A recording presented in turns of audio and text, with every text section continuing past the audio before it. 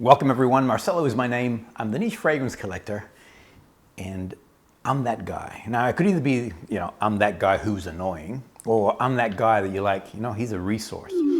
These are real texts that I took from my phone of family and friends asking me questions. The truth is, I love being that guy. I love being that guy who is looking for something new, something different. Whenever I go into a new city, a lot of people like to use TripAdvisor or these sorts of resources.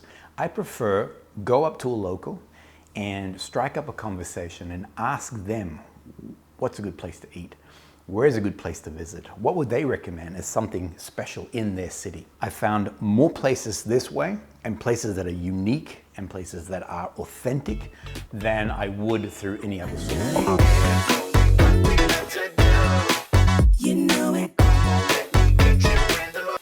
I was recently in Milan and speaking to a very close friend. She's deeply in love with all things niche perfumery also. And she recommended me this brand, Rhodes. At the time, I started to spell. I'm like, man, why do we not have these in this country? So I always lament that it takes forever for fragrances or brands to come to Australia. I always joke that they have to come in tall ships, only to be corrected because there's a company called LUSSO Collective. I'll put a link down below for those Aussies who might be interested. They actually have this brand or brought this brand into Australia. I love the fact that Rhodes has broken their fragrances into collections. Africa, Asia, and the core. Africa. If I wanted to reflect what Africa would smell like, for me it's dry and dusty and it has a resinous tone. There are some very deep woody nature to it. It has a sense of mystery to it. I love the way these guys here have reinterpreted the whole Africa collection. And the fragrances, in fact, reflect a different type of Africa, and that is the sunshine, brightness, the vibrancy. The fragrance in the Africa collection are really alive. They sort of jump out at you. This one here is called Big Sky, and I also love the names of the fragrances is exactly what the fragrance is about. On opening, this is the most vibrant mojito style fragrance, citrus with a burst of sunshine, happiness. One thing that I've also discovered with the Rhodes fragrances is that their evolution is like nothing else. Where they begin, how they dry down, and where they end up are three very distinct places. One thing that I love doing is breaking things up into the pyramid. I'm a bit of a nerd when it comes to knowing what's the top note, what's in the heart. I find that these fragrances, to do that, will distract you because to my nose, I'm like let's take Big Sky. It has this wonderful lime mojito style of opening to it. But interestingly, it only has orange and lemon with some citrus flowers, I think it says, or orange flowers as that opening. There is no lime, but when I first sprayed it, for me, I was adamant that there was lime in this particular fragrance. It goes from this beautiful citrus, vibrant, alive opening. It then migrates to a very green floral place as it begins to dry down. I'm getting a very gentle floral. The citrus components are still there.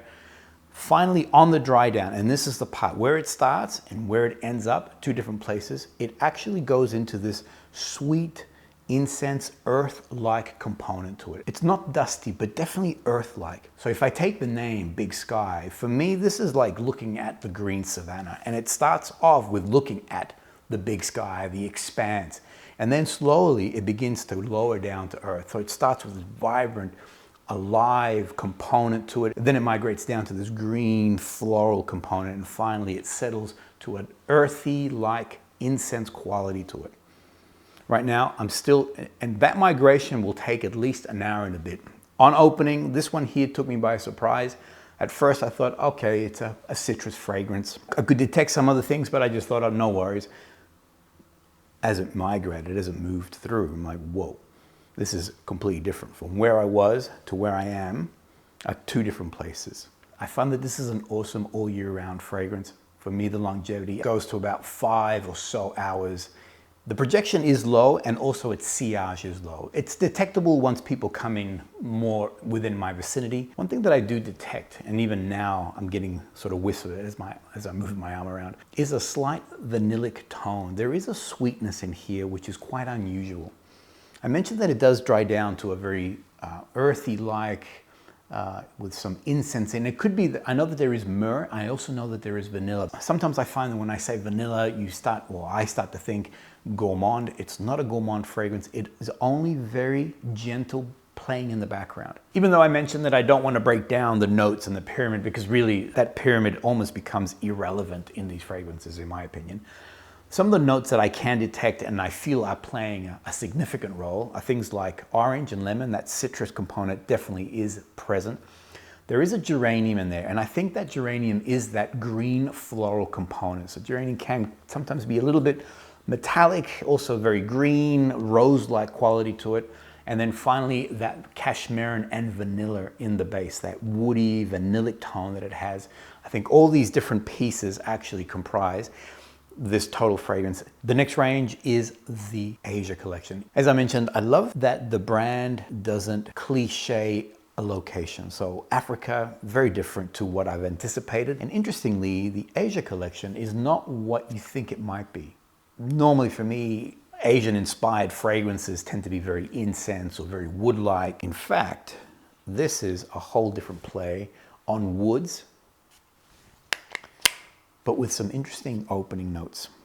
This is called Digital Daze. This is one that, for me and my family, we all are enjoying. It's interesting here. For me, the opening of this fragrance has this most playful, fruity note. I get like a red apple that eventually migrates to like a green, tangy apple.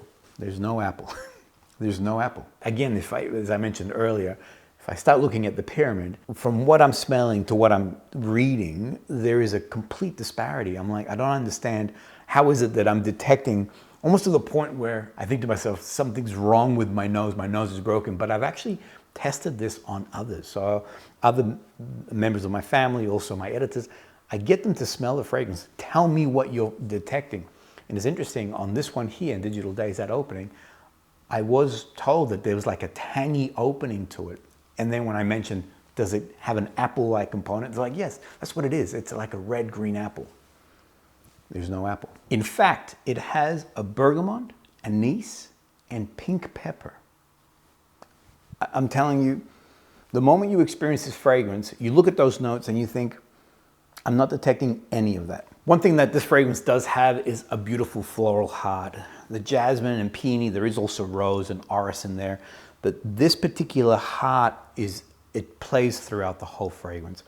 I find that for me, this is a glorious floral woody fragrance. That tangy apple-like component at the opening, that playfulness stays throughout the fragrance. When the fragrance finally settles down, it does go into a more musky sandalwood. I find that the sandalwood is one of the key components in this particular fragrance.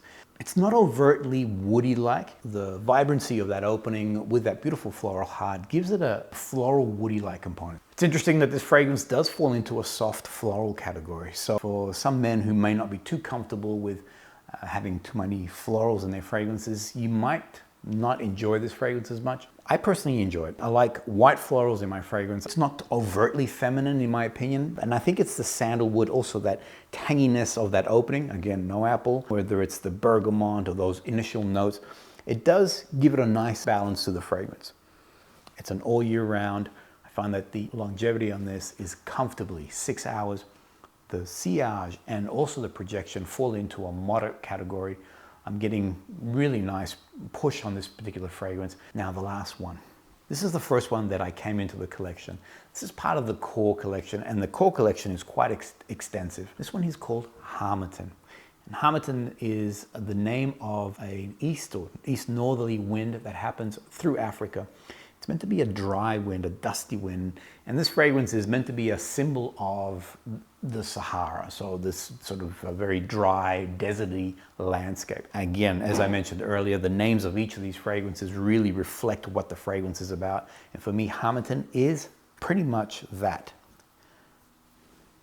But, like I've been saying all along, the evolution on these fragrances is divine. For me, when it opens, and this is interesting, it has an oud-like quality. The moment I sprayed, and even just then, it's a leathery, oudy, but not that barnyard or a very animalic oud, but there's definitely that oud, or it feels like there's an oud signature. This was instant territory that I enjoy. I love dry woods. I love very masculine leaning fragrances. There's no oud. There's no oud in this fragrance. And I mentioned earlier that the pyramid is a distraction to this range. So these notes are obviously creating their magic as they blend it together. But really, these fragrances have their own personality that just need to be taken for what they are. This is definitely a lot more masculine leaning. There is more of a woody edge, a dustiness to it. There is rose, and I can just detect a rose in the background, but all the florals, normally most fragrances have a beautiful floral heart. In this case, all the florals have really been toned down in place of the woods and this patchouli-like, dusty, earthy component to it. As I mentioned, as the fragrance opens up, it has this leathery, oud-like component to it. It does come back down. I feel that the cedar wood sort of component, that almost wood-like, pine, aromatic, begins to take more shape as it begins to dry down even further. It does go to a very dusty, wood-like place. If you like fragrances that are spicy, peppery, dry wood, this one here is pure magic. For me, the longevity on this fragrance here is quite strong too. I think it's also all these woods that are present in the fragrance. So I'm getting a comfortable 8 hours. Projection now is in the moderate, with the sillage also being moderate to full. Whenever I'm wearing this, my wife clearly detects this fragrance on me. It does have a beautiful sillage trail. This is an evening fragrance. I wouldn't recommend this as a summer fragrance. I feel like this definitely has a lot more cooler months energy to it. It has a lot more deeper tones. There is a dry amber, and that's actually defined as dry amber, and I feel that that is perfect. There is a warmth there, but there's a dustiness that also evolves. How do you create a dry amber? I have no idea. But in seeing that note present, I'm like, yeah, that makes sense to me. So there you have it. 3 super exciting fragrances from Rhodes. As I mentioned, their collection is quite expansive. If you're new to the house, I would start with ones here. I find that all 3 are quite unique, quite different. If you are new to niche, actually, this would be a great place to start. I find that the price point on these perfumes is pretty good for how they perform, the longevity, the complexity, all those things that are exciting for us people who love niche perfumery. Thanks everyone. We'll see you guys all on the next episode.